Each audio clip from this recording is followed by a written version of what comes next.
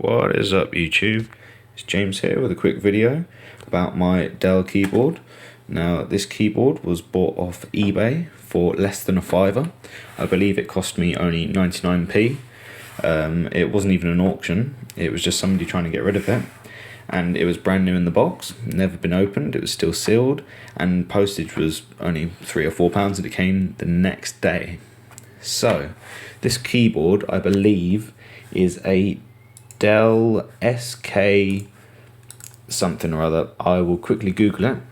As you can probably see, Dell SK-8135. That looks like it. Yeah, there we go, that's the right model.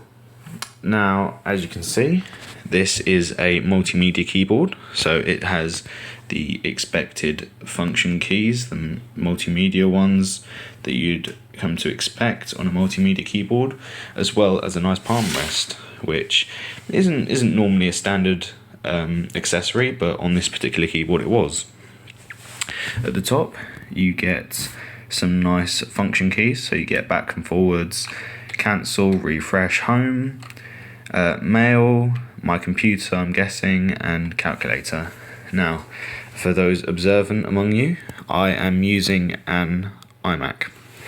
Obviously, this Dell keyboard is made for Windows, hence the Windows keys and all the Windows preset buttons along the top and all of this. Now, to get around this, I have installed a program called USB Overdrive. Now, this program allows you to program buttons, so you choose your device and you can change all of the settings. So as you can see here, I have keys mapped to certain things that I want to do. So under other, it has all of the function keys on my keyboard. Just go back on that, as you can see here. So when I do things like adjust the volume knob, it actually changes the volume on the computer. Now, you have to close the app for it to activate. So once you've done that, try and get both in the frame. It works perfectly. Now, this has also worked for the other buttons here, so I can't remember off the top of my head what they're preset to, but I'm guessing the mail one I have preset to mail in Mac. So if we click it, you can see mail opens. We also have some very nice full-size keys here. It is a membrane keyboard, so it's not a mechanical one, unfortunately. Obviously, those demand a much higher price point, but it has a very nice feel to it. So if we just have a quick listen to the sound of it.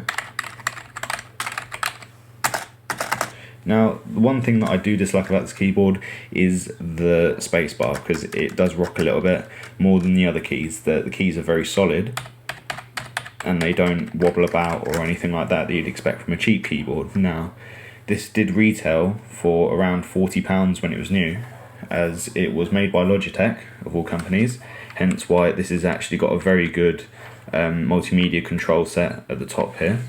So things like the music control keys all work perfectly. I've got my music collection and so on. Now, the good thing about this keyboard is that the bottom row of keys are actually extended. So the things like the space bar, the Windows key and all that, which I have actually mapped this to the command button on the Mac keyboard, so I can do things like shortcut to Spotlight, as you can see. And it also has a slight curvature to it, so you might be able to see there, it is slightly curved. Now, the bottom rows of keys are actually kind of split in half almost, which means that you can get a very nice feel on the keys themselves. Now, the actual curvature to the whole keyboard allows you to get a nice feel when you're typing, because then you feel as though as you go up, the keys actually get higher up when they aren't. So the key travel is almost the same no matter where you touch on the keyboard. It does have a full array of F keys, which I don't use personally. So about the cut, guys, my camera just cut out because it reached the maximum recording time limit. On the Note 4 it has a limitation of 5 minutes when recording in 4K. But as I was saying, the keys themselves are very nice, and you do have many keys that you can customize if you so wish. The design of it actually I find is very impressive. It looks very nice alongside my black and silver theme that I seem to have going. A few grey peripherals, but that's because they are better than new ones. These are actually from the 90s, but that's a story for another day. So it goes very well with the silver and black theme that I'm going with. As you can see, matches the mouse as well, which I'll be talking about in another video. That's a very similar model in terms of product range to this keyboard, and the keyboard itself is all black. It's a satin black colour. This is all plastic, by the way. There's no metal in this. However, the keyboard itself is quite heavy and it's quite thick. And if you look around the edge, it's actually silver. So it's got a silver trim around the edge to accent it. And the keyboard's USB ports on the front are actually only USB 2, but they are not powered. They're good for USB sticks. However, large USB sticks are not recognized all the time, I would say. That's how I would put it. They're not always recognized, and sometimes they show errors when they're connected, saying they don't have enough power and so on. And you can't use them for external hard drives because it is not a powered hub, unfortunately. Hence why under here I do have a 4-port USB hub to plug any extra peripherals in if I ever need any extra power for things like hard drives and so on. But day-to-day use of this keyboard, it is incredibly good.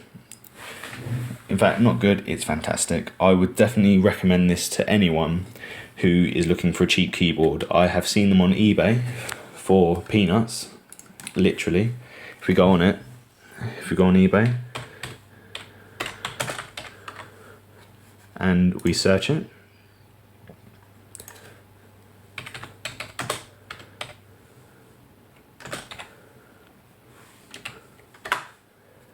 we will find that it's not the cheapest cheap keyboard on the market. They are around 20 quid for a good one, excuse me.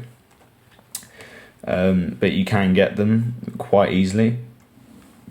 And they are very, very durable. They were designed to be a business class keyboard, and they definitely live up to that name, because you can type incredibly quickly on this. Even one-handed, you can type your own name, and it's got a very nice tactile feedback. So I guess that sums it up, guys. If you have any questions, please leave them in the comments. I'm on Twitter, Facebook, any social media you can think of. I will be doing some more videos like this. Please let me know what you think. Apologies for the camera work. I'm still getting used to the Note 4's video recording capabilities.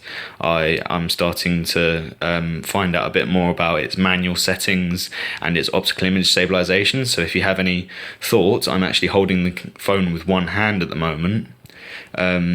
Please do let me know. I will be sure to respond to anything that anyone says. I'm also interested to find out what you guys think of the audio, because I am recording in stereo, hopefully, off the internal microphones of the Note 4. So if you think that's good, please give it a thumbs up. And hope you like the video, guys. So till next time, peace.